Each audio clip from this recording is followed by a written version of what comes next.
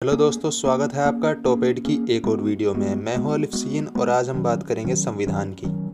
भारत का संविधान दुनिया का सबसे बड़ा लिखित संविधान है और यही संविधान दुनिया की सबसे बड़ी डेमोक्रेसी का आधार भी है। इतने बड़े संविधान को बनाने के लिए कुछ बातें तो बाहर से लानी पड़ेंगी, इसलिए भारत के संविधान निर्माताओं ने भी कई बातें दूसरे देशों के संविधान से ग्रहण की हैं। तो आज की इस वीडियो में हम बात करेंगे उन बातों की जो भारत के संविधान में संयुक्त राज्य अमेरिका के संविधान से ली गई हैं। सबसे पहले बात करते हैं संविधान की प्रस्तावना की।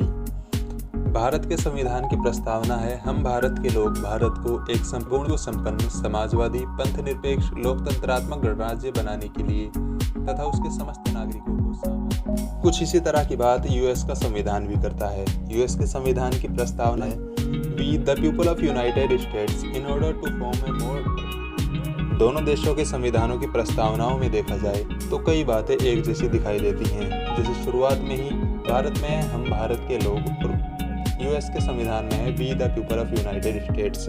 इस बात में लोकतंत्र का भाव निहित है, जनता द्वारा और जनता के लिए वाली बात। इसके बाद न्याय, समानता और स्वतंत्रता जैसे तत्व भी दोनों प्रस्तावनाओं में एक जैसे दिखाई देते हैं। सबसे बड़ी विशेषता मेरे हिसाब से जो ली गई है संविधान में यूएस के कॉन्स्टिट्यूशन से, वो है मूल अधिकार।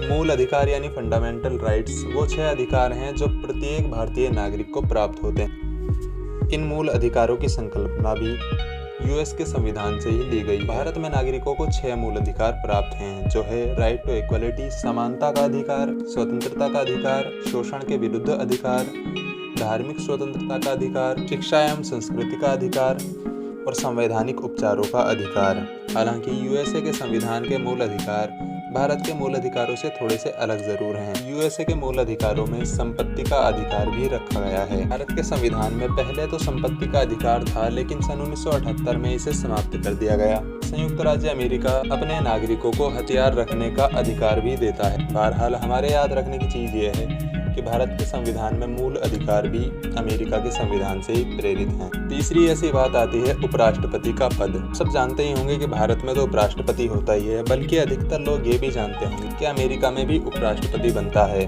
क्या आपको पता है कि फिलहाल भारत और अमेरिका के उपराष्ट्रपति कौन कौन हैं? अगर पता है तो कमेंट सेक्शन में जरूर बताइएगा। वैसे मैं बताने ही वाला हूँ अभी। भारत के उपराष्ट्रपति फिलहाल एम वेंकैया नायडू हैं, जबकि अमेरिका के उपराष्ट्रपति कमला हैरिस हैं। कई ऐसे देश हैं जिनमें उपराष्ट्रपति नहीं होते, जैसे कि हमारा पड़ोसी देश पाकिस्तान। भारत के साथ साथ अमेरिका, इंडोनेशिया, स्विट्जरलैंड, तुर्की जैसे देशों में उपराष्ट्रपति बनते हैं। उपराष्ट्रपति के बारे में संविधान में अनुच्छेद 63 में लिखा गया है। अगली बात जो अमेरिका के संविधान से भारतीय संविधान में ली गई है वो है राष्ट्रपति की शक्तियों के बारे में। भारत में राष्ट्रपति ही तीनों सेनाओं का प्रमुख होता है। अनुच्छेद 53 में लिखा हुआ है कि राष्ट्रपति मंत्रिमंडल की राय लेकर युद्ध या शांति की घोषणा कर सकता है। इसी तरह अमेरिका का राष्ट्रपति भी सेनाओं का सर्वोच्च कमांडर होता है और आक्रमण या शांति की पहल कर सकता है। इसके कई उदाहरण भी हमें देखने को मिल सकते हैं, जैसे कि दूसरे विश्व युद्ध के दौरान हिरोशिमा और नागासाकी पर बम गिरना तो आपको याद ही होगा। क्या आप गैस कर सकते हैं कि उसका ऑर्डर किसने दिया होगा? जी हाँ, उसका ऑर्डर दिया था अमेरिका के तत्कालीन राष्ट्रपति हैरी ट्रूमैन ने। तो इसे भी आसानी से याद रख सकते हैं कि सेनाओं का सर्वोच्च कमांडर राष्ट्रपति होता है। ये बात भी अमेरिका के संविधान से ली गई है।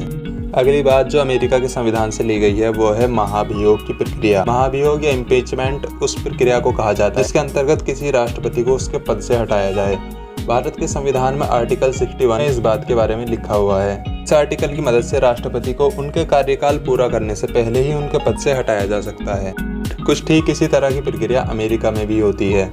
अमेरिका में भी राष्ट्रपति को महाभियोग की प्रक्रिया द्वारा हटाया जा सकता है। हालांकि अमेरिका में ऐसा कई बार हो भी चुका है।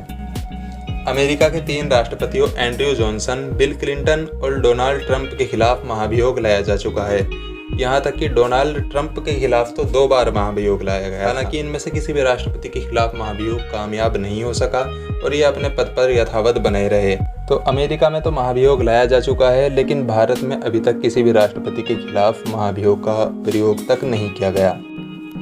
तो ये वो बातें थी जो भारत के संविधान में अमेरिका के संविधान से ली गई हैं।